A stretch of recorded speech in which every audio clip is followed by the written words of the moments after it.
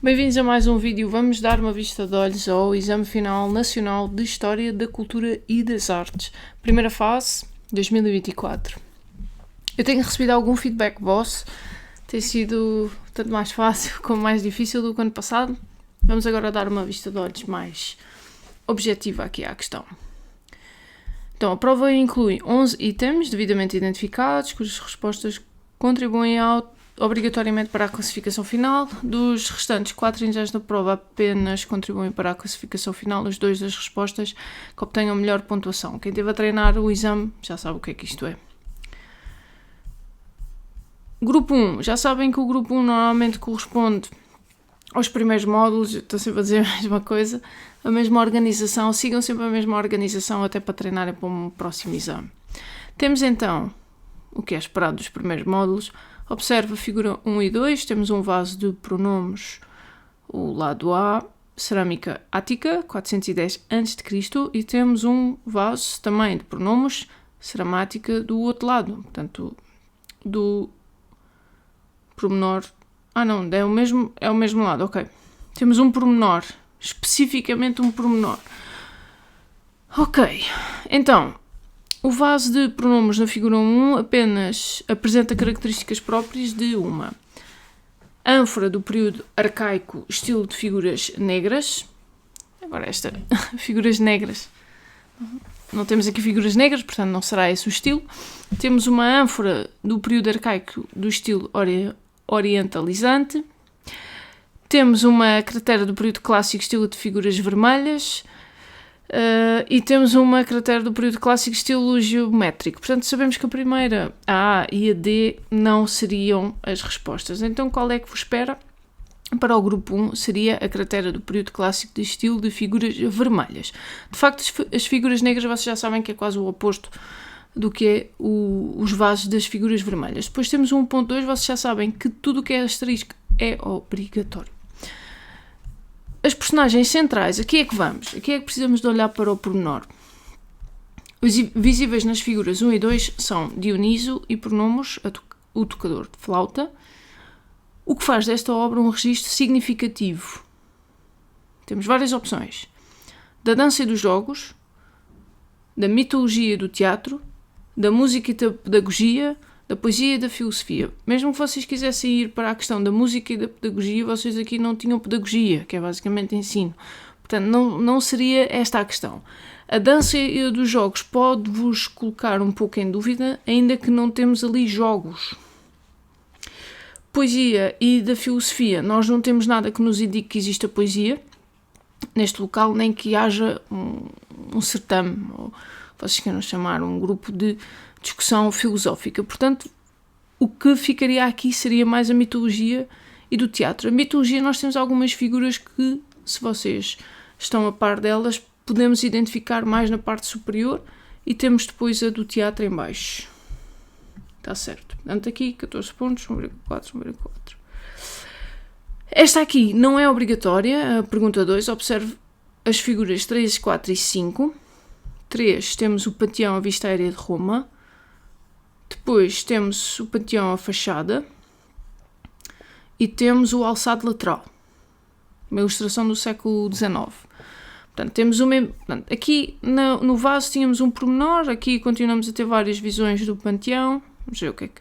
Realmente é um exame um bocadinho diferente. Apresenta 3 características do Panteão de Roma. Fundamente cada uma das características apresentadas com elementos visíveis nas figuras 3, 4 e 5. Portanto, nós para a pergunta 2, o que é que ia acontecer? Vocês olhando para estas 3 imagens, tinham que apresentar 3 características e identificá-las na figura. Portanto, vamos a 3 e identificá-las nestas 3 figuras. Eu vou colocar isto aqui mais para cima, que sei que a imagem não... Temos... A resposta integra 3 tópicos dos seguintes. Temos então grandiosidade, monumentalidade do edificado visível, por exemplo, na fachada ou na cúpula. Portanto, aí podíamos ter usado o termo da fachada, que nos daria aqui, ou a questão da cúpula, que é esta parte superior, chamamos-lhe o teto. recurso a conhecimentos técnicos e materiais inovadores da engenharia, como o opus cimentíssimo, que é aquela questão que normalmente vem sempre, ou alguma parte no exame de História da Cultura e das Artes, vocês têm que indicar o opus cimentíssimo por alguma questão ou identificá-lo. É sempre permitindo a construção da cúpula ou facilitando a construção das paredes espessas que sustentam o peso do edifício. De facto, o opus cimentíssimo veio modificar aquilo que é a construção e a engenharia e as questões da arquitetura que os romanos desenvolveram. Temos então, ainda nos falta mais uma, poderíamos falar da grandiosidade e monumentalidade, podíamos falar do opus cimentíssimo enquadrando assim numa resposta mais prolongada e depois, utilização do óculo no centro da cúpula, esta já acho um bocadinho mais difícil vocês chegarem aqui. Podiam ter utilizado a questão do óculo para a iluminação do interior da cúpula, exatamente, a iluminação natural, ou a aplicação de caixões na face interna da cúpula. Aqui não entraria tanto, vocês teriam que observar a questão do alçado lateral. Influência das ordens da arquitetura grega. Aqui sim, eu acho que aqui vocês conseguiam pegar. Porquê? Porque temos aqui uma forma que vocês identificam facilmente a um templo. Portanto, vocês aqui conseguiriam pegar nas ordens da arquitetura e desenvolver um bocadinho sobre isso em relação à fachada do edifício. Depois, ainda poderiam ter falado, para além das questões das colunas, do frontão, etc., poderiam ter utilizado o uso rigoroso da geometria, particularmente do círculo e do quadrado, portanto, na constituição desta forma arquitetónica. Em termos de utilização da terminologia, vocês precisam de pelo menos 2 conceitos dentro da vossa resposta, aquilo que vocês elaboraram como resposta. Monumentalidade, ordem arquitetónica, aqui eu acho que vocês provavelmente tocaram nesta, opus cimentíssimo, espero que sim, geometria provavelmente, cúpula e caixão. Caixão acho pouco provável vocês terem utilizado o termo, mas mais estas primeiras, em particular a ordem e a geometria. É provável que vocês de alguma forma tocaram nesta questão, nem que seja para falar aqui da cúpula. Vamos então continuar. Observa as figuras 6 e 7, temos o túmulo de Inês de Castro. Temos a parte facial do túmulo. Cá está, estamos sempre no mesmo, não há ainda comparação. Temos ainda nenhum exercício de comparação. Ok, a primeira já vi que é a B, vamos então ler. Identifica a temática representada. Temos Ascensão da Virgem Maria, não é a Virgem Maria que se está a tratar. Vocês têm aqui o nome da pessoa, ok? E vocês já fizeram no ano, portanto vocês já sabem quem é que veio neste Castro. O juízo final, a justiça régia, a procissão de flagelantes. Aqui acho esta questão difícil, porque vocês poderiam ter derrapado para a questão da justiça régia, para quem conhece a história, e uma espécie de procissão de flagelantes por causa da questão destas figuras. Como é que vocês conseguiam identificar que isto é o juízo final? Pela constituição dos vários níveis das personagens aqui enquadradas, e vocês tinham que se deter. Qual é o problema do exame da cultura e das artes? Sim, vem a cores. Como dizem os meus colegas, é o único exame que sai a cores. Mas ainda assim são imagens pequenas, porque é um exame em A4. Isto dificulta muito e é aqui que vocês têm de conhecer as obras antes, e é aqui que a questão da memória visual, se não estiver lá, é difícil. Como é que vocês iriam? Eu tenho isto ampliado aqui no computador, porque isto não está, eu não estou a ver no ecrã o tamanho é A4. É bem mais pequeno do que isto. Portanto, esta questão das figuras, vocês têm o juízo final a caminhar, têm a parte de... Vocês agora que já sabem que é o juízo final, conseguem rapidamente identificar. Portanto, não há muito a ter aqui, nem vou perder muito tempo, porque este vídeo fica demasiado alongado. Explicite 2 características formais da escultura funerária gótica. Atenção que esta questão da escultura funerária gótica, ainda para mais neste túmulo, temos o de Pedro também, é complexa. Vamos ver o que é que eles nos dão como opções. Portanto, temos que fazer 2 características formais. Forma. O que é que ela consiste em relação à forma? O que é que vos vem à cabeça quando vocês olham para esta imagem? O que é que vos salta à cabeça? Realmente, preenchimento da forma, se calhar é a primeira. Mas vamos ver a resposta para não nos estarmos aqui a alongar. Fundamento de cada uma delas identificando na figura. Precisamos 2. Temos então a deposição dos defuntos em arcas de pedra decoradas com relevo. Exemplo mais comum da arte funerária gótica. Acho esta resposta um bocadinho redundante, mas ok. A apresentação do defunto em alto relevo. Esta questão, sim, pode ser. Ela não é propriamente característica só do gótico, mas se vocês estivessem a descrever a figura, sim, a deposição da própria figura que está aqui representada como uma estátua jacente, colocada como uma tampa, não é? De arco funerário. Temos a representação do preguiado das vestes na vertical, embora as estátuas jacentes estejam na horizontal. Portanto, esta questão é interessante, realmente ela parece estar de pé quando vista aqui, mas em termos de percepção do túmulo, torna-se difícil tocarmos nesta questão. Não imagino muitos alunos a tocarem nesta questão. Inclusão de animais com caráter simbólico aos pés da estátua jacente, portanto, temos aqui alguns elementos. O cão, não é? Simboliza a fidelidade, a lealdade, realmente foi fiel. E temos a aproximação ao naturalismo na representação das figuras com recurso, por exemplo, à fluidez dos planejamentos e enquadramentos arquitetónicos. Também temos a integração de elementos da heráldica visíveis dos brasões, portanto, nenhuma das que eu disse. Eu tinha a ideia que o gótico tem um horror ao vazio, e é incrível como eles não falam disso. Está a ser tudo ao lado do que eu estava a pensar aqui, sei como resposta. Não faz mal, vamos continuar. Terminologia. Temos que integrar dois conceitos, sinceramente. Bom, arca funerária é um conceito. Uma estátua jacente, temos um relevo e temos o naturalismo. Naturalismo, ok, facial, e temos heráldica. Portanto, temos aqui alguns tópicos, ainda que... não sei. Tenho algumas dúvidas em relação a isto, mas está bem. Grupo 2, vamos então continuar. Quando é que temos aqui uma comparação? Meu Deus, leia o texto A e observa a figura 1. Texto A. No que respeita às inovações que ocorreram simultaneamente em Itália, a história da arte tem mais pontos de apoio. Há uma interação de personalidades ligadas à política tumultuosa de pequenos ducados e repúblicas. O famoso escritor de sonetos, Petrarca, era também um intelectual ilustre que estava aos seus compatriotas a um novo envolvimento com o seu passado clássico. Alguns italianos, dotados de curiosidade intelectual, retomaram a iniciativa de Petrarca para criar a linguagem visual que agora classificamos como renascentista. Este texto é bastante conhecido. Bom, Otávio Vanini, Lourenço de Medici, entre artistas. Cá está uma obra diferente. Não aparece em manuais. Apresenta dois fatores que contribuíram para o início do Renascimento italiano. Fundamenta a sua resposta nas citações do texto e nas figuras. Portanto, temos... Lourenço de Medici foi um dos maiores patronos das artes neste período. Portanto, quem sabe a figura dele, sabe o que é que ele fez. Ele está entre artistas, portanto, ele financiou artistas.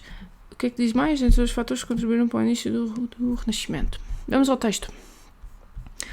As inovações. Temos inovações e a interação de personalidades ligadas à política. Lourenço Medici, dos pequenos ducados, cá está a Florença. Temos Petrarca, que era também um ilustre, quem estava os compatriotas a um novo envolvimento com o período clássico. Portanto, temos uma relação com o clássico. Portanto, é a redescoberta um bocadinho da arqueologia também que estava a existir e tudo aquilo que se estava a descobrir em relação aos gregos e aos romanos, e utilizar isso, daí o clássico, não é? Para fazer um renascer destas trevas da Idade Média.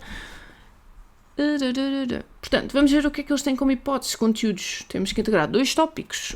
Pode ser fragmentação política da Península Italiana com rivalidades políticas e concorrência entre Estados. Desenvolvimento de uma política de mecenato, cá está, enquanto estratégia de afirmação política.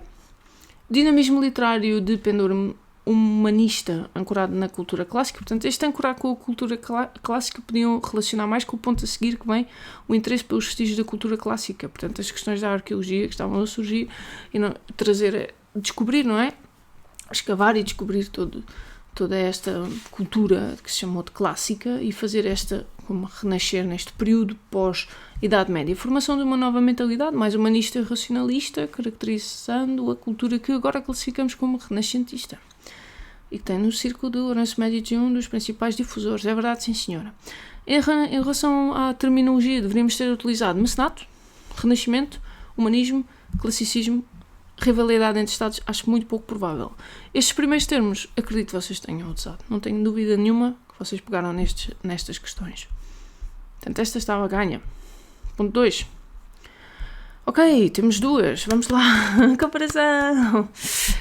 Observe as figuras 2 e 3. Mazola, Ludovico, Dito, Mazolino, a incredulidade de São Tomé, na ferida de Jesus, cerca de 1500. E depois temos o Caravaggio, a incredulidade de São Tomé, também a meter o dedo na ferida. Isto faz um pouco de impressão, calculo que haja alguns alunos que não se tenham dado muito confortável a olhar para estas figuras. Vamos comparar as duas pinturas reproduzidas na figura 2 e 3. Na sua resposta apresenta um modo fundamentado duas diferenças formais formas entre as pinturas. Vamos lá olhar para elas as duas. Vamos colocá-la mais ou menos assim e a outra já a puxo para cima, está bem? Vamos então, integra 2 tópicos. Na figura 2, a primeira, a de cima, utilização de luz natural distribuída de forma homogénea por toda a superfície pictórica. Na figura 3, a utilização de temos então um contraste. É?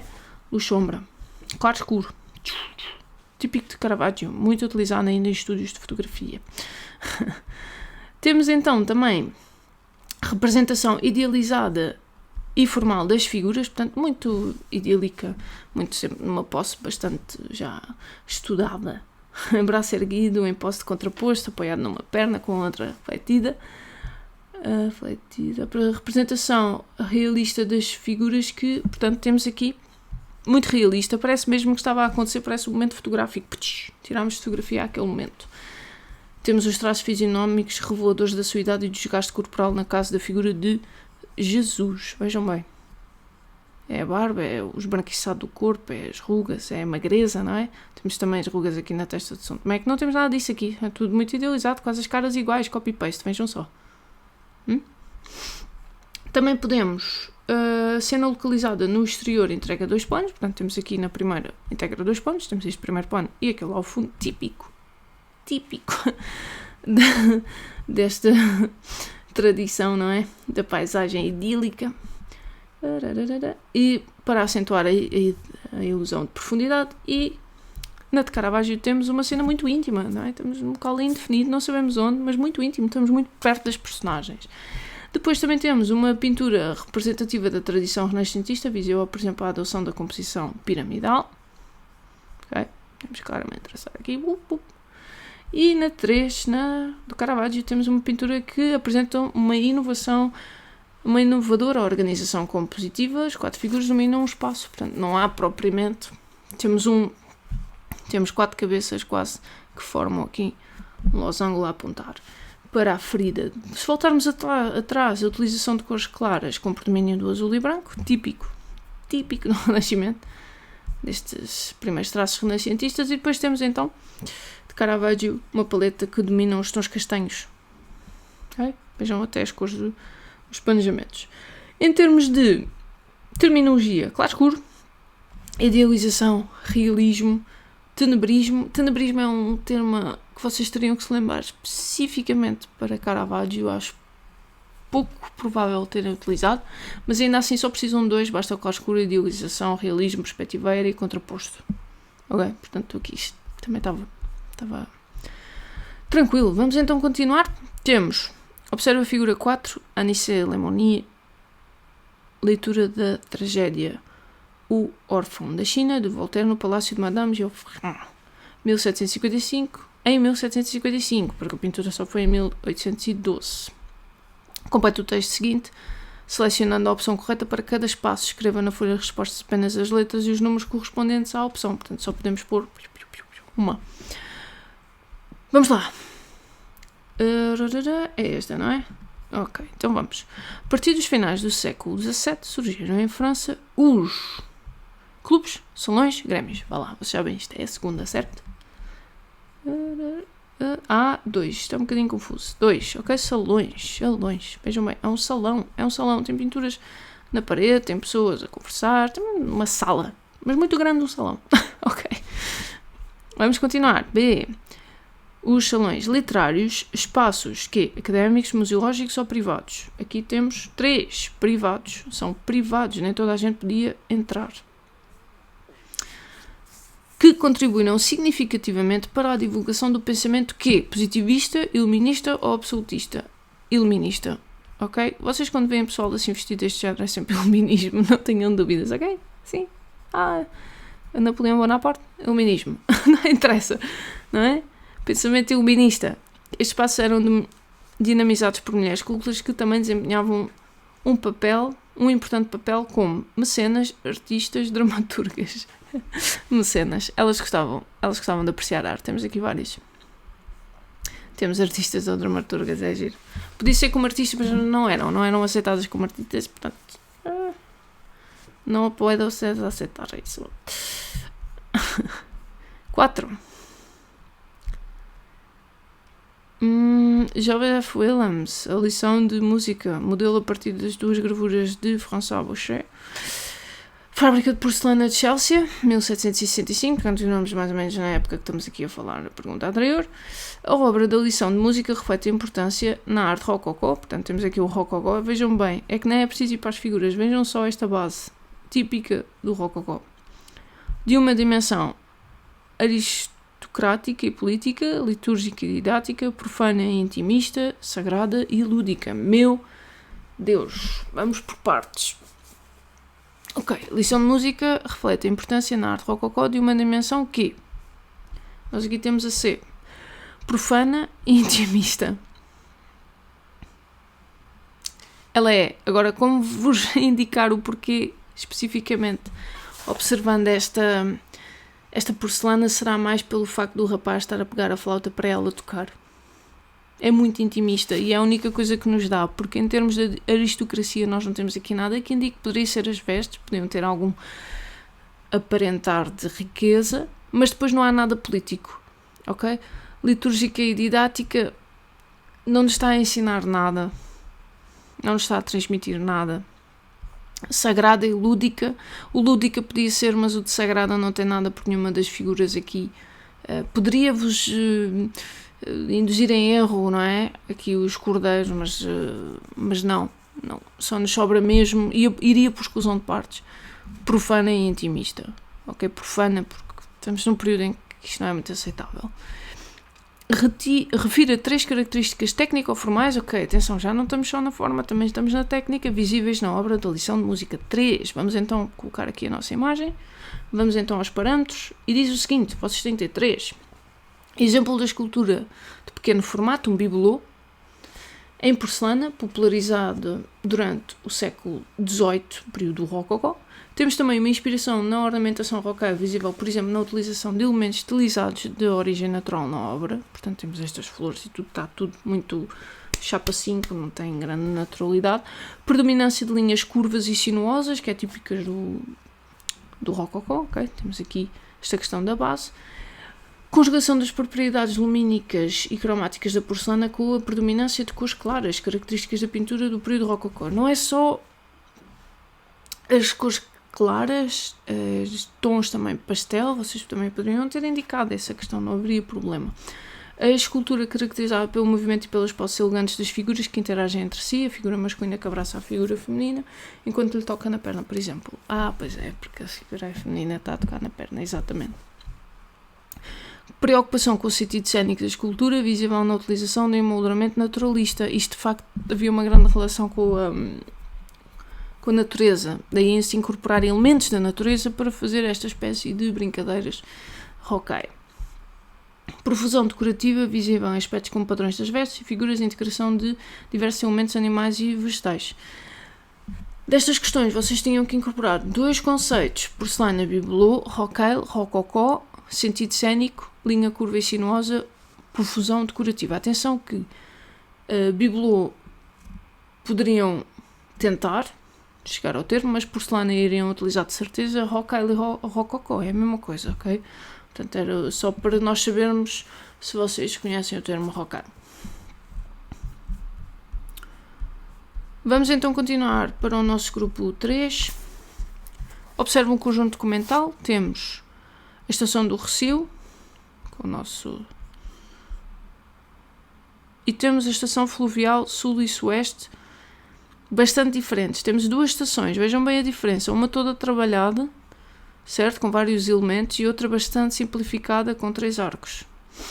E eles pedem, 3, meu Deus, Calatrava, Garda, Oriente, portanto temos 3, temos que comparar estas 3 em páginas diferentes, e uma é par e a outra é ímpar.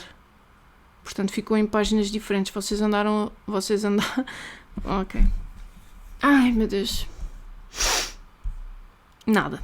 Associa cada obra do conjunto documental A, B e C, apresentado nas páginas 10 e 11, as características correspondentes identificadas no quadro pelos números 1 a 7. Todas as características apresentadas devem ser utilizadas, cada uma das características deve ser associada apenas a uma obra. Vocês já sabem como é que isto funciona. Todas estas características têm que depois ter à frente. Por exemplo, 1, A, 2, B, 3, C. Tem que ter uma letra à frente, ok? Pronto. Escrevam na folha. Vamos então. O que é que eles dizem?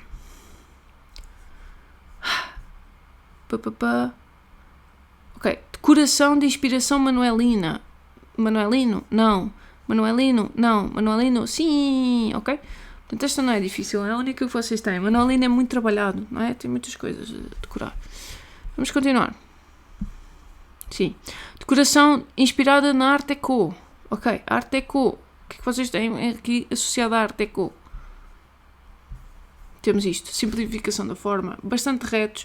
Temos estas questões do vidro, a incorporação de elementos de vidro assim, muito pontuais, e este até podia ter mais. Estas linhas horizontais, simplificação, clean. Aqui também temos muito vidro, mas não é muito clean. E sabemos quando é que isto foi feito, portanto não poderíamos falar aqui de uma grande inspiração da Art Deco. 2b. Exemplo de ecletismo. Ecletismo é um termo muito específico que também nos remonta para as questões do dar muito o eclético. O que é o eclético? Não é o que é muito cheio, o que é muito trabalhado. E mais, mas em termos para vocês terem noção, 11º, poderiam ir também por exclusão de partes, ok? Para não estarmos aqui a aprofundar questões que vocês não deram. Eclético é um termo difícil. Eles só falam disto? Ecletismo. Isto pode ser um bocado rasteira para vocês. Eu às vezes não percebo. Bom, seria sempre a primeira. Vamos continuar. Historicismo arquitetónico. Eles colocaram como 4. 1. Historicismo. Bom, vocês poderiam associar a ser histórico, a ser o mais antigo. Qual destes era mais antigo? E vocês colocavam. Está feito. Inspiração em formas orgânicas. Qual é que vocês acham? Andei mais para cima? É ou não? Inspiração 5C. Está certo. É a única coisa que nós temos. Nós aqui é tudo muito retilíneo e aqui também não temos. Sabemos que é manuelino. Poderia também induzir em erro. Não, é fácil, não. Tem muita rasteira. Linguagem plástica pós-modernista, não há dúvidas, portanto não vamos continuar, seria sempre o C, certo? Sim. Simplificação dos volumes, a única coisa que nós temos aqui de mais simplificado, é que eu disse clean, não é? Limpo, seria o B, certo? 7B, está certíssimo, vamos continuar. Temos aqui uma obrigatória, observe a figura e leia o texto. Henri Matisse, Quarto Vermelho, Harmonia em Vermelho, 1908, e temos... O pintor já não precisa de se preocupar com pormenores insignificantes, para isso lá está a fotografia, que é melhor e mais rápida. Já não cabe à pintura representar acontecimentos históricos. Esse encontrou-se nos livros. Temos da pintura uma opinião mais elevada. Ela serve ao artista para ele exprimir as suas visões interiores. Os professores das belas artes costumam dizer: cinjam-se rigorosamente à natureza. Através de toda a minha carreira sempre me insurgi contra esta atitude à qual nunca quis submeter-me. O meu caminho foi sempre uma constante procura de possibilidades de expressão para além da imitação fiel da natureza. Os quadros dos impressionistas, feitos de cores puras, mostraram à geração seguinte que essas cores que se podem empregar para descrever fenómenos da natureza, independentemente desses fenómenos, possuem em si próprios a força de aliciar os sentimentos do observador. Aqui, em Gauguin e em Van Gogh, estão ideias originais. Construir com superfícies de cor, procurar mais intensos efeitos de cor, o assunto é indiferente. Temos as próprias Henri Matisse e Walter Hess, documentos para a compreensão da pintura moderna. Bom, livros do Brasil. Analise o contributo do fauvismo. Portanto, temos aqui, de facto, fauvismo. Temos as cores aqui explanadas com força. Mas isso vocês já sabem desde EV de nono ano. Não precisam.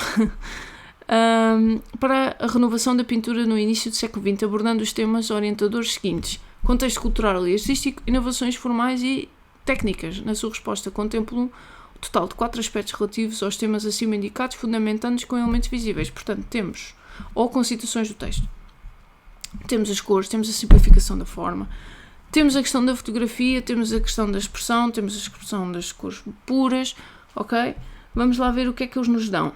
Conteúdos para interpretação. Temos resposta a 4 tópicos seguintes. Temos contexto cultural e artístico, abandono da tradição académica com a recusa em considerar como principal objetivo da pintura a imitação da natureza, portanto passar para algo a seguir.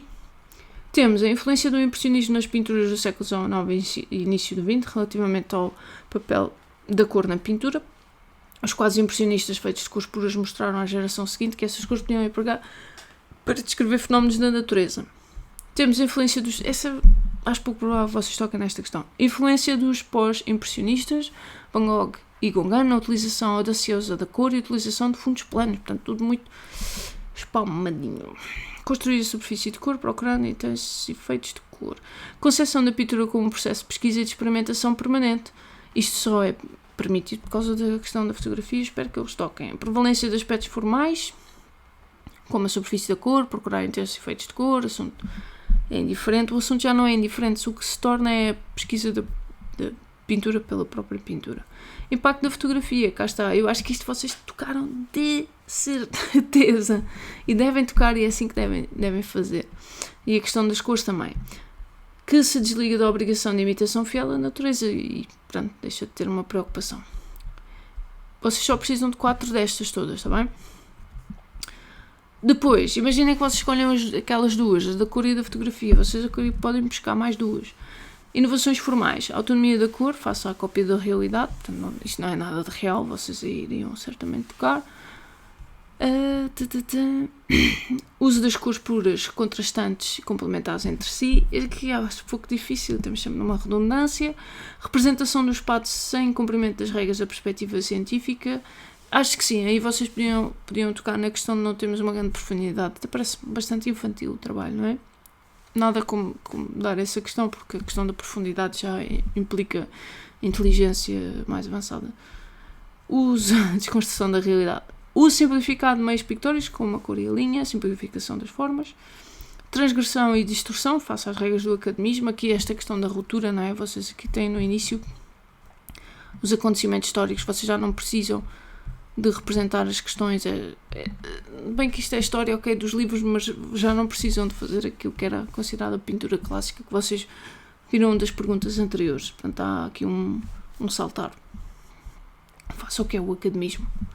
Valorização do decorativismo. Isto é pouco provável vocês tocarem nestas questões. Depois vocês só precisam de 2 termos, de incluir 2 termos: fauvismo, modelado, academismo, vanguarda, bidimensionalidade, autonomia da cor. Aqui provavelmente vocês tocaram no fauvismo, bidimensionalidade e academismo. E vanguarda, se calhar. Se utilizar o termo vanguarda, o fauvismo enquanto vanguarda, pronto, já tem os 2 termos feitos. Incrível. Pergunta 3, vamos lá. Ups, isto é a cotação. Já estamos quase no fim, parece. Observe e leia. Temos um Júlio Pomar, o Gadanheiro, 1945. E temos um texto. Pois é verdade, isto deu uma grande volta. Aquela raça de lavradores antigos acabou-se. Os 2, se muito têm, mais desejam. Moram nas vilas, põem em casa às amantes na cidade, não dão um passo sem ser de automóvel, inventam festas, não há cinemas nem teatros a que faltem. E para um estadão destes é preciso dinheiro, e mais dinheiro. Nunca se fartam. Uns estão ricos e outros sem nada. Até devia haver uma lei contra isso. A ver o quê? Estás parva? Pois os ricos é que fazem as leis. Bom, interessante. As afirmações seguintes sobre o neorrealismo... As afirmações seguintes sobre o neorrealismo são todas verdadeiras. Distanciando-se do realismo oitocentista, tem origem no mundo literário de onde se propagou às artes plásticas. Marcado por um forte... Este tipo de pergunta é diferente. Vamos lá ver. Marcado por um forte comprometimento social, converte figuras anónimas do mundo do trabalho em protagonistas, ok? Os ecos da crise económica de 1929, o fim da Guerra Civil de Espanha e o fim da Segunda Guerra Mundial favoreceram o seu aparecimento em Portugal. Defendendo uma maior justiça económica e social, assumiu uma posição de denúncia das desigualdades e de crítica dos poderosos. Usando uma linguagem figurativa, privilegia a pintura mural de grandes dimensões com poder revolucionário. Realmente, Júlio Pomar, e se vocês estiveram minimamente atentos às notícias em relação ao património, ultimamente temos falado bastante pintura mural do Pomar. Seleciona as duas afirmações podem ser comprovadas pela análise. Ok, é uma pergunta interessante e diferente. Então duas que podemos comprovar pela análise do texto. Temos então, vamos lá olhar para isto. Ok, se quiserem pausar, podem pausar. Distanciando-se do realismo oitocentista tem origem no mundo literário e se propagou as artes plásticas. Nós não temos aqui um mundo literário. Não temos aqui uma questão das artes plásticas diretamente neste texto. Marcado por um forte comprometimento social, converte figuras anónimas do mundo do trabalho em protagonistas. Esta é verdadeira. Ok? Temos aqui eles a conversarem neste texto. Ok? Os ecos da crise. Nós não temos aqui referência a que período é que isto se refere. Portanto, eu este também excluiria. E passava para, defendendo uma maior justiça económica e social, assumir uma posição de denúncia das desigualdades e crítica dos poderosos, que é esta tal questão, pois os ricos é que fazem as leis, não é? E é preciso dinheiro. Portanto, todas estas questões que culminam nos ricos e nas leis nos leva também à D. Usando uma linguagem figurativa, privilegia a pintura mural de grandes dimensões. Nós aqui não é de grandes dimensões, repararem, ok? É uma pintura pequena, apesar do Pomar ter bastante trabalho. Portanto, eu colocaria a B e a D. A B e a D. Está certo, marcado por um forte comprometimento social, converte figuras anónimas do mundo do trabalho em protagonistas. Esta conversa. E, defendendo uma maior justiça económica e social, assumiu uma posição de denúncia das desigualdades e de crítica dos poderosos. Também muito no texto. Quase que a figura só estava por apêndice. Observa a figura 3, temos um Reis-Piano e Richard Rogers, o Centro Georges Pompidou, mais conhecido para vocês todos. Seleciona a opção e completa a afirmação seguinte. A partir do final dos anos 60, a crítica ao... reflete a acusação de cansaço e de aborrecimento em relação ao funcionalismo que conduziu a uma linguagem arquitetónica. É B, uau. Vamos lá. Eu pus esta foi porque a única que me faz sentido em termos de crítica ao modernismo. Modernismo era a única coisa que eu colocaria aqui, porque pós-modernismo é aquilo que nós depois vamos tratar a seguir, não é propriamente... portanto, a crítica ao modernismo, que é o que nós vimos antes, por exemplo, antes, Gauguin, temos então, reflete a acusação do cansaço e aborrecimento em relação ao funcionalismo, o que conduziu a uma renovação da linguagem arquitetónica. O Centro Georges Pompidou constitui um exemplo da arquitetura desenhada como... O que é que vocês acham? High-tech, land art, minimalista, organizista. Aqui temos como high-tech. E eu vou-vos explicar porque é que é high-tech. Porque simplesmente parece mesmo tecnológica, parece não só tubos de ligação, mas quase como um chip, mas de grandes dimensões. Tem um aspecto mesmo conotado à tecnologia. Land art não pode ser, nem temos aqui um pedaço de terra, temos aqui umas arvorezinhas, coitadinhas, muito de lado. Minimalista, de minimalista não tem nada, eu até acho isto muito confuso. E depois temos a organicista, que temos muita linha reta, daí ser high-tech. Bom, com isto chegamos ao fim, temos as cotações. Espero que vos tenha corrido minimamente bem este exame. É diferente, é um exame que vem ser um bocadinho diferente. Tem muitas questões de pormenor, poucas questões de comparação, e vocês trabalham mais com questões de comparação, ainda assim temos perguntas com tipologias de respostas diferentes, não deixa de ser interessante. Espero que tenha corrido bem. Para quem está a utilizar este para exercitar, vai se preparar para a segunda fase ou para um próximo exame. Bom trabalho e até um próximo vídeo.